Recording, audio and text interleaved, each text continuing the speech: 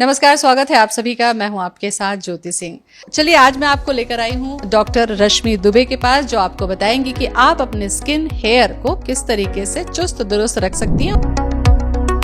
जो hair thinning की समस्या है ये सबसे ज़्यादा पुरुषों में ही देखी गई है, क्योंकि इसके लिए रिस्पॉन्सिबल होता है एक हार्मोन जिसे DHT कहा जाता है, डिहाइड्रोक्सी टेस्टोस्टेरोन। और डिहाइड्रोक्सी टेस्टोस्टेरोन, जो कि टेस्टोस्टेरोन पुरुषों में ही पाया जाने वाला हार्मोन है, जो स्ट्रेस हार्मोन के साथ रिएक्शन करके DHT बनाता है, तो पुरुषों में ही ये समस्या ज़्यादा पाई जाती है और इसकी शुरुआत ही बालों के पतलेपन से होती है। तो सबसे पहले तो ज़रूरी है कि एक बार प्रॉपर रूल आउट किया जाए कि जो पेशेंट हैं उनका न्यूट्रिशनल लेवल कैसा है, उनका हीमोग्लोबिन कैसा है, B12 कैसा है, विटामिन D कैसा है। इसके साथ ही साथ ये भी देखा जाता है कि बहुत ज़्यादा स्ट्रेस में तो नहीं है, तो उसके लिए DHT ब्लॉकर्स दिए जाते हैं। बहुत अच्छे ट्रीटमेंट्स हैं, जैसे कि PRP है, GFC है, QR678, एक्सोसोम जैसे ट्रीटमेंट्स अवेलेबल हैं, जिससे 3 to 4 सेशंस में ही हेयर थिनिंग बंद हो जाती है, न्यू हेयर्स भी वापस आने लग जाते हैं। जहाँ तक क्राउन एरिया की बात अगर हम करें, तो क्राउन एरिया पे ऐसे ही ब्लड सप्लाई थोड़ी कम होती है, तो ऐसी कंडीशन में किसी भी तरह की हेयर प्रॉब्लम उस एरिया पे ज़्यादा नोटिस की जाती है। तो अगर प्रॉपर ध्यान रखा जाए तो इस समस्या से भी बहुत ईजिली बाहर आया जा सकता है। स्मोकिंग तो बहुत ही ज़्यादा नुकसान पहुंचाता है बालों को, क्योंकि स्मोकिंग कॉजेज वोसो कॉन्स्ट्रिक्शंस। तो जब भी हमारी वेसल्स में कॉन्स्ट्रिक्शन होगा, इसके अलावा स्मोकिंग से ड्राइनेस भी कॉज होती है, तो स्कैल्प से रिलेटेड इश्यूज़ भी होते हैं। ब्लड सप्लाई प्रॉपर नहीं होती। ऐसे ही आजकल हर कोई न्यूट्रिशनल लेवल पे सफ़र कर रहा है, स्ट्रेस से सफ़र कर रहा है। ऐसी कंडीशन में स्मोकिंग एक और एक्स्ट्रा रीज़न हो जाता है हेयर थिनिंग के लिए, या फिर हेयर फॉल के लिए, या स्कैल्प इश्यूज़ के लिए। देखिए, मिनॉक्सिडिल लगाने से बहुत हद तक लोगों को ऐसा लगता है कि जब तक मिनॉक्सिडिल लगा रहे थे बाल अच्छे थे, या हेयर का कोई ट्रीटमेंट ले रहे थे, तब तक थिनिंग से उनको निजात थी और उसके बाद में वापस आ गया। तो मिनॉक्सिडिल के अलावा भी बहुत सारे ऐसे अच्छे हेयर सीरम्स हैं जिनको लगा के आप हेयर थिनिंग से छुटकारा पा सकते हैं।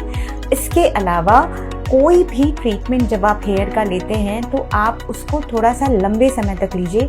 हेयर ट्रीटमेंट प्रोटोकॉल अगर कोई थिनिंग से सफ़र कर रहा है तो कम से कम 10 से 12 महीने का होना चाहिए। अगर आप प्रॉपर 10 से 12 महीने तक कहीं किसी डॉक्टर के यहाँ पे ट्रीटमेंट लेते हैं तो ऐसे लोगों को हेयर प्रॉब्लम्स बार बार नहीं होगी, अनलेस एंड अनटिल वो किसी मेजर डिजीज़ से सफ़र ना कर रहा हो, या फिर उसने कोई स्ट्रॉन्ग केमिकल ट्रीटमेंट ना कराया हो। अगर वो ऐसा कराते हैं तो उनको हेयर प्रॉब्लम वापस आ सकती है, अन्यथा 1 साल ट्रीटमेंट प्रॉपर लेने के बाद किसी को भी हेयर प्रॉब्लम जल्दी से वापस नहीं देखी गई। लेज़र हेयर रिडक्शन काफ़ी कारगर ट्रीटमेंट है, और आजकल तो बहुत एडवांस लेज़र आ गए हैं लेज़र हेयर रिडक्शन के लिए। तो जब भी कोई फीमेल जैसे कि PCOD से सफ़र कर रही हैं, PCOS से सफ़र कर रही हैं, या फेशियल हेयर ज़्यादा हैं, तो उनको ये लेना चाहिए। कम से कम 6 से 8 सेशन उनको लेज़र हेयर रिडक्शन के लिए लेना चाहिए। लेज़र हेयर रिडक्शन से कभी रिमूवल नहीं होता। आपके जो हेयर्स थे वो धीरे धीरे इतने थिन हो जाते हैं कि वो दिखना बंद हो जाते हैं। लेज़र के मल्टीपल सेशंस इसलिए रिक्वायर्ड है क्योंकि लेज़र थिकनिंग ऑफ हेयर पे काम करता है, और ये ग्रोइंग फेज के हेयर को ही टारगेट करता है। तो जैसे कि हेयर की 3 फेजेस होती हैं, ग्रोइंग, रेस्टिंग, फॉलिंग। तो जब कुछ हेयर ग्रोइंग फेज में होंगे तो बाकी हेयर दूसरी फेजेस में होंगे।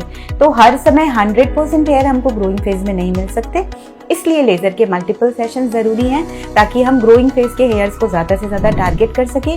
और जैसे जैसे आपके ग्रोइंग फेज के हेयर टारगेट होते जाएंगे, कुछ समय बाद देखेंगे कि आपका वो एरिया जहाँ पे बहुत ज़्यादा हेयर थे, या फिर कई बार हेयर से रिलेटेड बहुत ज़्यादा हेयरी है कोई जगह, तो वहाँ पे ऐसा लगता है कि एक कालापन है।